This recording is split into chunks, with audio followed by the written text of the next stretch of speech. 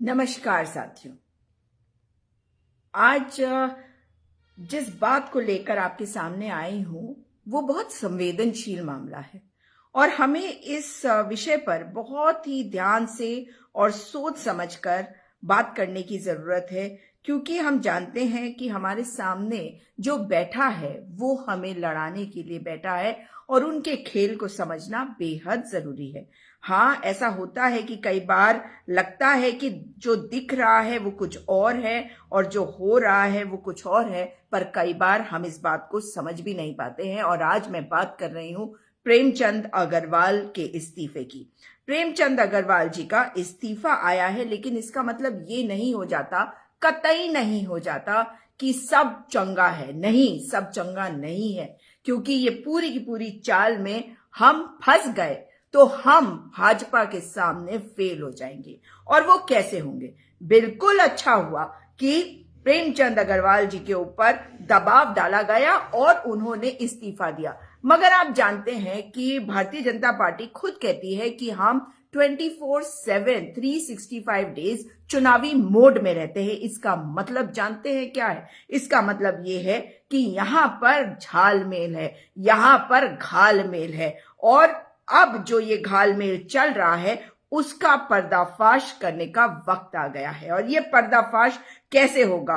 क्योंकि भाजपाई अब भी बाज नहीं आ रहे हैं। यदि आप देखेंगे तो एक ग्रुप आके कहता है कि हम सर्व समाज संगठन से आते हैं, मगर फिर वो कहते हैं कि विपक्ष ने ऐसा किया, उसने ऐसा किया। उनके दबाव में आकर प्रेमचंद अग्रवाल जी को इस्तीफा देना पड़ रहा है। बिल्कुल निश्चित तौर पर एक माहौल जो खराब किया है प्रेमचंद अग्रवाल जी ने, आप उनके पाप का भागीदार भी बन रहे हैं और आप गलत का साथ भी दे रहे हैं। एक ऐसा व्यक्ति जिसने अंकिता भंडारी के न्याय में रोड़ा बनकर दिखाया, जिसने अंकिता भंडारी के वीआईपी को एक कमरा बताया, जिसने सड़क पर एक आरएसएस के कार्यकर्ता को पीट डाला, जिसने बैकडोर एंट्री करके 73 लोगों को विधानसभा में अवैध नियुक्तियां दी, जिनको बाद में निकाला गया, उनके ऊपर गाज गिरी, मगर प्रेमचंद अग्रवाल के ऊपर नहीं गिरी।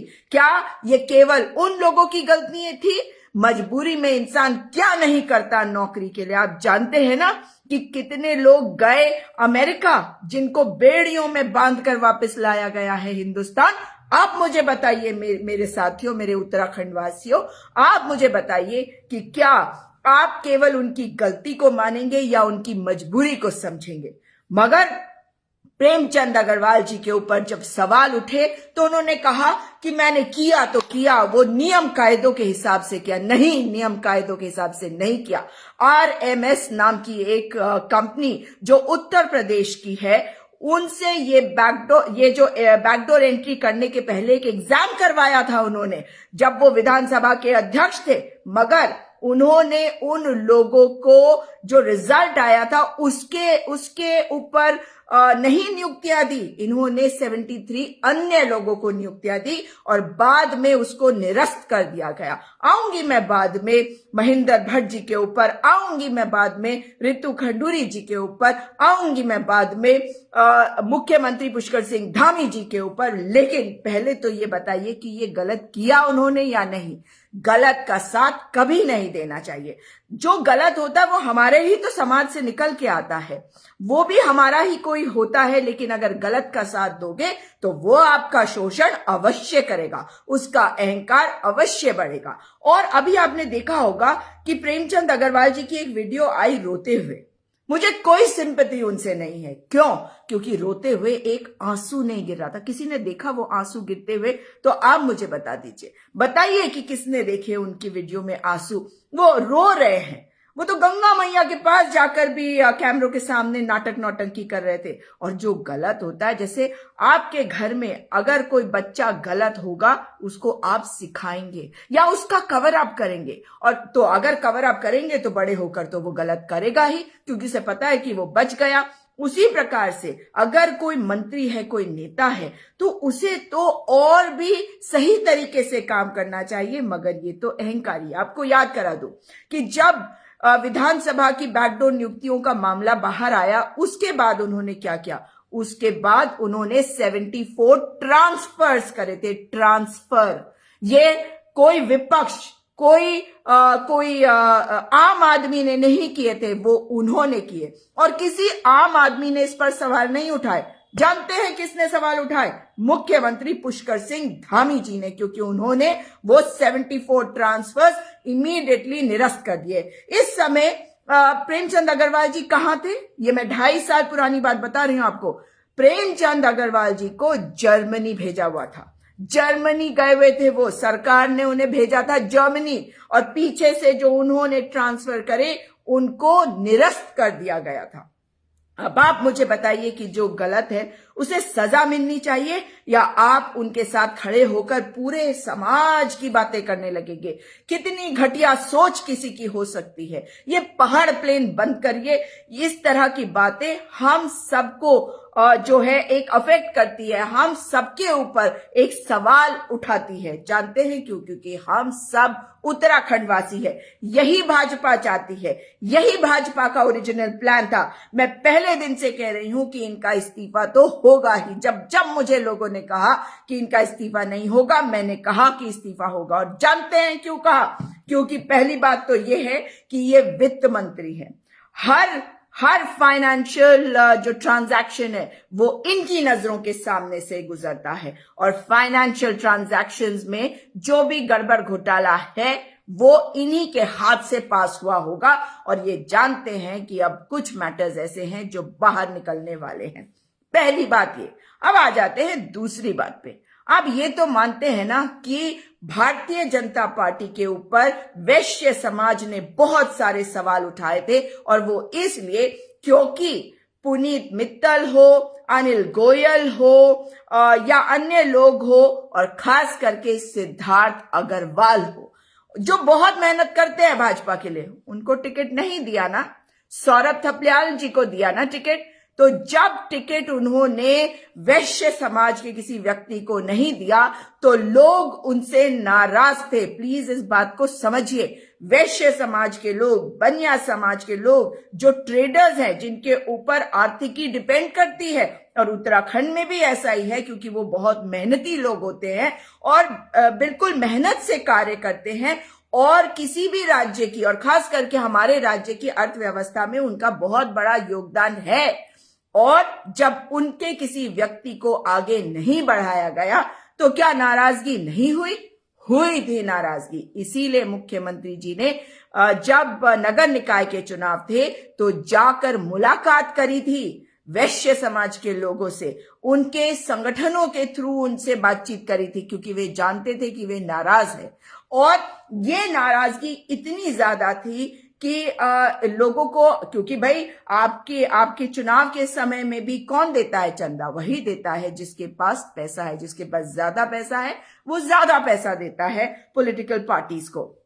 भारतीय जनता पार्टी के पीछे एकजुट खड़े रहे हैं वैश्य समाज पिछले कुछ सालों में, और अगर ऐसा ना होता तो भाजपा फाइनेंशियली अपने आप को मजबूत ना कर पाती, फंडिंग ना होती उनकी।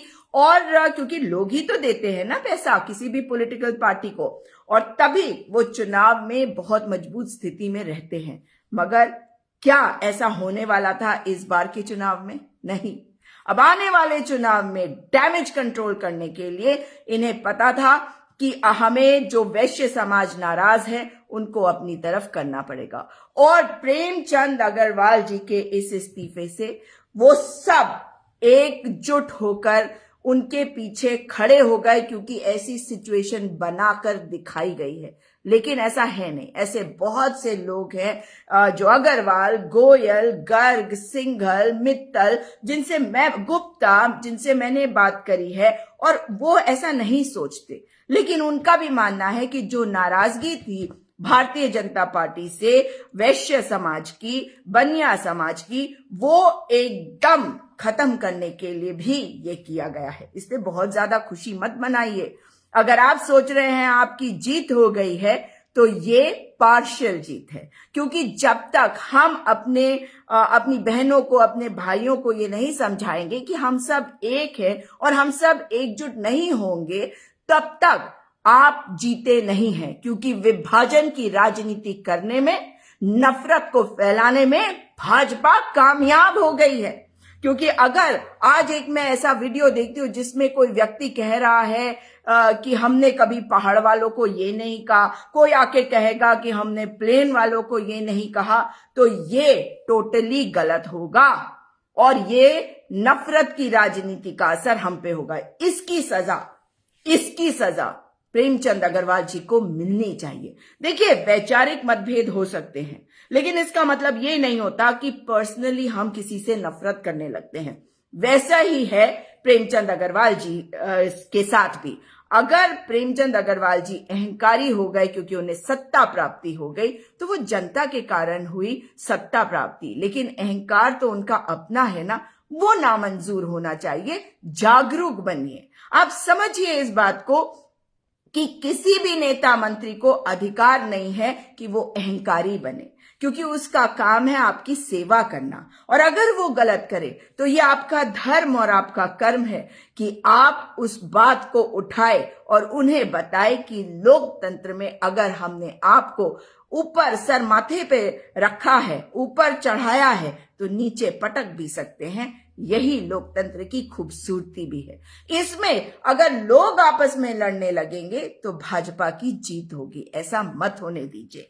आप एक बात को समझ लीजिए कि जो लोग अपने आप को केवल पहाड़ी, केवल प्लेन कर रहे हैं, वो उत्तराखंड के प्रेम, सौहार्द, भाईचारे को खराब कर रहे हैं, यहाँ के माहौल को खराब कर रहे हैं। और यही भाजपा चाहती है।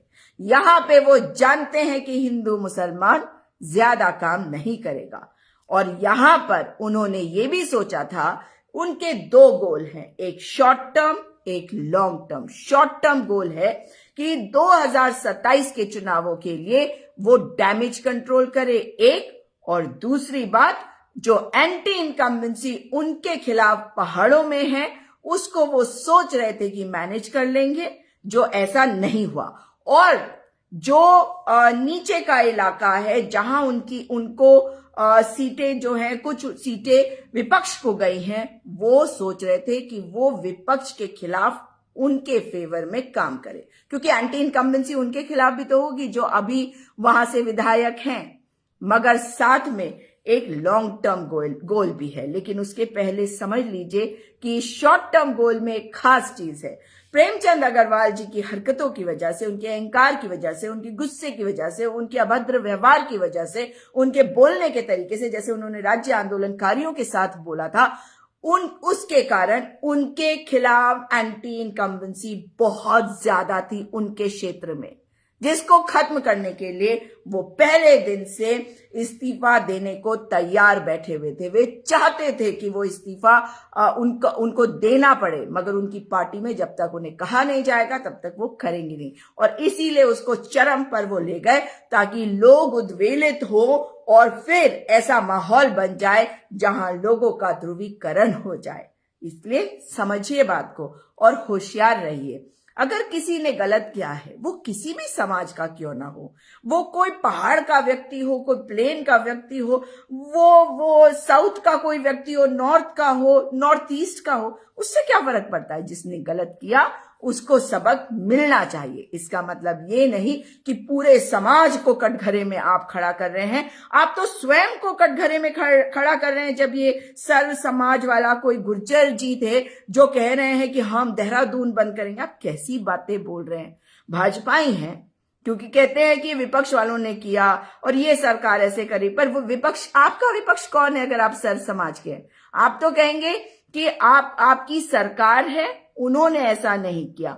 और जो विपक्ष है, आप कोशिश बहुत कर रहे हैं आप लोग कि ये पूरा का पूरा जो है ये ठीकरा आप कांग्रेस के ऊपर फोड़े। आप फोड़ नहीं पा रहे ना, क्योंकि कांग्रेस पार्टी जो धर्म की राजनीति, भेदभाव की राजनीति, विभाजन की राजनीति और नफरत की राजनीति करती नहीं।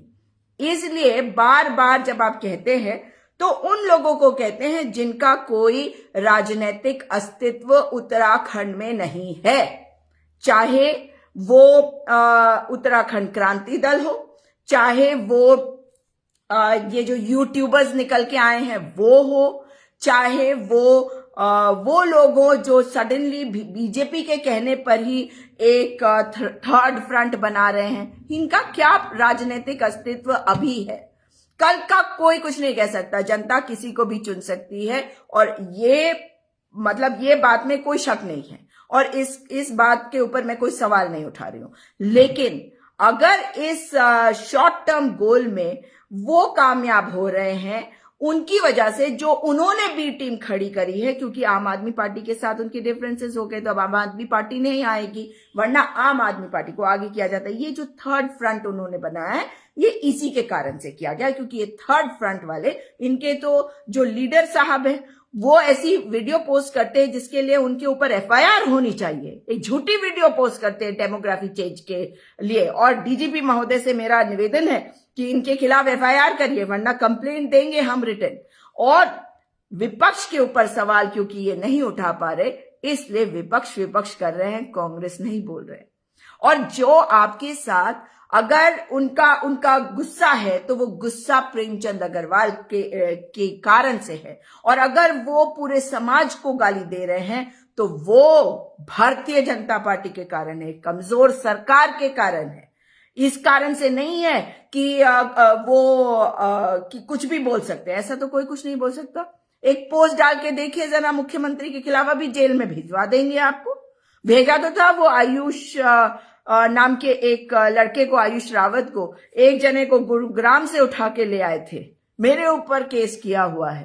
तो देखिए, अगर आप लोग इनकी बातों में आएंगे तो आपका नुकसान होगा। इसलिए मैं आपसे निवेदन कर रही हूं, और हाथ जोड़ कर बद्ध निवेदन कर रही हूं कि इस झांसे में मत आइए। हम सब एक है, हम सब उत्तराखंडी है, और हम सबको उत्तराखंड के प्यार, विश्वास, सौहार्द, भाईचारे को बना के रखना है। ये देवभूमि है, यहाँ पे कोई किसी को इस तरह की बातें नहीं कह सकता। कौन कह रहा है ये बातें? वही लोग कह रहे हैं ना जो आंदोलन करते हैं कि भाई यहाँ का रहने वाला वो है जो 1950 में रहता था। यही तो आपको दिक्कत है। कभी किसी ने सवाल उठाया क्या?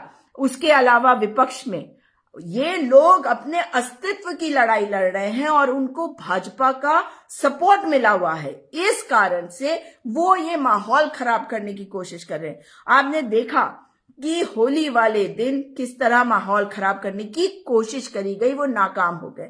तो हम लोग क्यों लड़ रहे हैं? क्यों लड़ रहे हैं? क्या आप इस बात से सहमत हैं कि प्रेमचंद अग्रवाल जी प्लेन के हैं और महेंद्र भट्ट जी पहाड़ के हैं? ये कैसी कैसी बातें कर रहे हैं हम? ये कोई बातें करने की होती है? लेकिन इनके साथ कोई दिक्कत नहीं है, क्योंकि महेंद्र भट्ट जी का बेटा व्यवसाय कर रहा है प्रेमचंद अग्रवाल जी के बेटे के साथ। वो जमीन बेच रहा है प्रेमचंद अग्रवाल जी के बेटे को। अब आप बता दीजिए उनकी और बेटे और बहू को, अब बताइए, उनका तो व्यवसायिक रिश्ता अच्छा भला चल रहा है। आप खामखा आम जनता आपस में लड़ रही है। यही तो भाजपा करती रही है। ऐसा मत करिए, ऐसा मत होने दीजिए। गलत को गलत और सही को सही कहना सीखिए। जागरूक नागरिक बनिए। अगर कोई आपके परिवार का व्यक्ति भी है और गलत करता है तो उसके खिलाफ तो कार्यवाही होती है ना। तो अब आ जाती हूं मैं लॉन्ग टर्म गोल पे। शॉर्ट टर्म गोल 2027 का इलेक्शन, और बनिया समाज जो नाराज है उनको अपनी तरफ करने के लिए इमोशनल कार्ड और सिंपैथी कार्ड खेलने के लिए ये पूरा का पूरा खेल किया गया। आप किस में आ रहे हैं? किस में आ रहे हैं आप? अब आ जाते हैं long term goal. Long term goal ये है कि आने वाले समय में परिसीमन होना है, और ये परिसीमन 1971 के सेंसस के ऊपर फ्रीज हो गया था। उसके बाद से वो नंबर चेंज नहीं हुआ 543। अगर 543 से 848 होगा तो 7 सीटें उत्तराखंड को मिलेंगी, जिसमें ज्यादा सीटें प्लेन में होगी और पहाड़ में कम, क्योंकि पहाड़ की जनसंख्या हो रही है कम और पलायन हो रहा है ज्यादा। इस ओर तो ध्यान दे नहीं रहे मुख्यमंत्री जी। अब क्या करें भाई? अब आ जाते हैं, अगर 543 ही रहती है तो सीटें तब भी होंगी कम, तब हो जाएंगी 4, यानी कि प्लेन्स में ज्यादा, पहाड़ में कम। इस चीज को ध्यान में रखते हुए भाजपा जानती है कि अगर प्लेन के एरियाज में देखें तो वहां पर जो डेमोग्राफी है, जो वहां पे लोग रहते हैं, हाउ टू प्ले देम, कि वो उनकी तरफ कैसे आए, ये गेम लॉन्ग टर्म का इसलिए खेल रही है भाजपा। केवल उत्तराखंड में नहीं हो रही है विभाजन की राजनीति, ये राजनीति करी जा रही है आपके महाराष्ट्र में भी भाषा के ऊपर। भाषा पर भैया जी जोशी जो आरएसएस के हैं, उन्होंने कहा है कि घाटकोपर के लोगों की भाषा मराठी नहीं गुजराती है। और आप जानते हैं महाराष्ट्र में तो भाषा को लेके, मराठी को लेकर कितना बड़ा बवाल होता है, फिर भी उन्होंने ये कहने की हिम्मत करी, क्योंकि चिंगारी तो लगानी होती है। अब उत्तराखंड में उन्होंने चिंगारी लगाई मगर हुआ क्या? हुआ ये कि उनकी चिंगारी जो है वो बैकफायर कर गई, और वो बैकफायर ऐसे कर गई कि आपके पहाड़ के एरिया में वो सिचुएशन को कंट्रोल नहीं कर पाए। उसमें नरेंद्र सिंह नेगी जी, भाई उनकी बहुत फॉलोइंग है, उनका बड़ा सम्मान है, उनके गीत बड़े अच्छे होते हैं, तो जब उनके जैसा व्यक्ति कुछ बोलता है तो लोग उनके साथ जाके खड़े हो जाते हैं। अब उसमें तो महेंद्र भट्ट जी ने सड़क चापका, तो आप क्या कहेंगे कि क्योंकि वो उनका नाम भट्ट है तो हम उनको ना कहें, हम केवल प्रेमचंद अग्रवाल जी को कहें क्योंकि उनका नाम अग्रवाल है? कैसी बातें हैं ये, किस तरह की बेवकूफी की बातें हैं। अगर प्रेमचंद अग्रवाल जी के ऊपर सवाल उठा है, जिस तरह से वो व्यवहार करते हैं, उन्होंने विधानसभा में खड़े होकर कहा था कि वीआईपी कोई व्यक्ति नहीं कमरा है। सोचिए आपकी बेटी के साथ ऐसा हो जाए तो क्या हो, ये सोचा है कभी आप लोगों ने? लेकिन अगर आप बात करते हैं प्रेमचंद अग्रवाल की और महेंद्र भट्ट जी की, तो सवाल तो ये उठता है कि महेंद्र भट्ट जी ने अब तक इनको निष्कासित क्यों नहीं किया, और क्या इनको दोबारा से टिकट दिया जाएगा? क्या इसलिए लोगों की भावनाओं को उद्वेलित होने दिया जा रहा है, उनको भड़कने दिया जा रहा है, उनको भड़काया जा रहा है, ताकि उनके अंदर ये भावना आए कि हमें टारगेट किया जा रहा है? इसलिए ये खेल है इनका, इस खेल में मत आइए। हम सब एक हैं, हम सब उत्तराखंडी है। और महेंद्र भट्ट जी से सवाल है कि वो कार्रवाई कब करेंगे प्रेमचंद अग्रवाल जी के ऊपर, क्योंकि अब तो प्रेमचंद अग्रवाल जी का इस्तीफा हुआ, अभी एक्सेप्ट हुआ या नहीं ये तो पता नहीं, लेकिन अगर उनका इस्तीफा हुआ है तो इसका मतलब उन्होंने कुछ गलत किया। तो क्या उन्हें भारतीय जनता पार्टी से निष्कासित किया जाएगा, या निष्कासित करके आप कहीं उन्हें वापस तो नहीं ले लेंगे? और सबसे महत्वपूर्ण बात जिसका जवाब महेंद्र भट्ट जी को देना चाहिए कि क्या अब भी प्रेमचंद अग्रवाल जी को टिकट दिया जाएगा, क्योंकि यही तो करने के लिए ये सब किया गया है कि उनके खिलाफ जो एंटी इनकम्बेंसी है उसको वो मैनेज कर सके। तो ऐसे व्यक्ति को टिकट नहीं दिया जाना चाहिए, किसी अन्य व्यक्ति को चांस दीजिए ना, आप लोग तो मजबूत हैं उधर। इस तरीके से जैसे एक महिला को मैं सुन रही थी, वो कह रही थी कि मदन कौशिक जी को खत्म कर दिया, इसको खत्म कर दिया। ये आपके और भाजपा के बीच की बात है बहन जी, इसलिए ये भाजपा से पूछना पड़ेगा आपको, इसमें किसी विपक्ष का रोल नहीं है। और जिनकी बातों पे आप जा रहे हैं वो भड़क जाते हैं, आम जनता ऐसे अक्सर भड़कती है, जैसे आप भी भड़के। लेकिन अब हम सबको एक भी तो होने की जरूरत है, इसलिए मैं आपसे निवेदन कर रही हूं। और महेंद्र भट्ट जी को जवाब देना पड़ेगा। उसके साथ साथ रितु खंडूरी भूषण जी, विधानसभा की कार्यवाही से आपने अब तक प्रेमचंद अग्रवाल की बात को नहीं निकाला है। क्यों नहीं निकाला? आपने उमेश कुमार की फाइल को दबा के रखा हुआ है, उस पर कार्यवाही नहीं कर रही है। बैकडोर नियुक्ति के मामले में मुकेश सिंघल वगैरह के ऊपर जो जयराज कमेटी की रिपोर्ट आनी थी, उस पर आज तक आप लोग बोलने को तैयार नहीं है। तो इतने सारे आपके ऊपर भी आरोप है, लेकिन आप कहीं से किसी बात का जवाब नहीं दे रही हैं। लेकिन ये बताइए कि आप क्या कार्रवाई करेंगी प्रेमचंद अग्रवाल जी के खिलाफ? उन्होंने मंत्री पद से इस्तीफा दिया है, विधानसभा से तो नहीं दिया ना। आप क्या कार्रवाई करेंगी उनके ऊपर? सही को सही और गलत को गलत तो बोलना चाहिए। अब आखिरी सवाल मेरा है मुख्यमंत्री पुष्कर सिंह धामी जी से। उनको ये बताना चाहिए कि जिस व्यक्ति ने इतने सारे मतलब कारनामे कहूंगी, कारनामे किए हैं, आप उनके ऊपर कार्यवाही कब करेंगे? उनके ऊपर एफआईआर दर्ज नहीं करवाई आपने।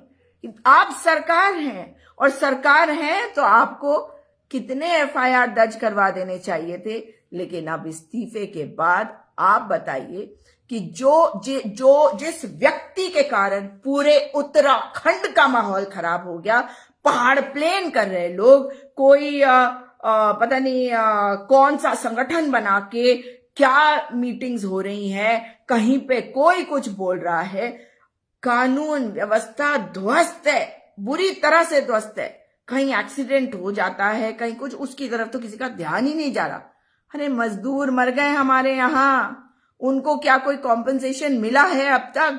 ये बात भी तो आपको बतानी होगी। लेकिन नहीं, हिंदू मुस्लिम करो, हिंदू मुस्लिम करो।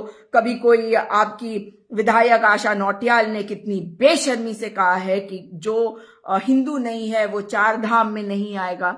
तो जो काम करने वाले होते हैं ना, वो कहां से लाओगे लोगों को? जो काम वो धर्मगुरु के भेष में बंठा चोर देहरादून का कर रहा था, गंजा, वही काम आपकी विधायक कर रही है। एक विधायक ने अंकिता भंडारी जिस रिजॉर्ट में काम करती थी, वनांतरा, वहां पर क्या किया था याद है ना आपको? सारे साक्ष्य मिटाए थे। अब ये एक बेशरम विधायक है। रेनू बिष्ट के बाद ये नई वाली आई है आशा नौटियाल। सब अपने मार्क्स बढ़ाना मांगते, गाली गलौज करके, उल्टी सीधी बकवास करके, लोगों के अंदर जहर घोल के, नफरत घोलकर। और अब वो जिस तरह की बात कर रही है उसके ऊपर कार्रवाई नहीं होगी आपकी, क्योंकि आप तो चाहते हैं कि ऐसा हो।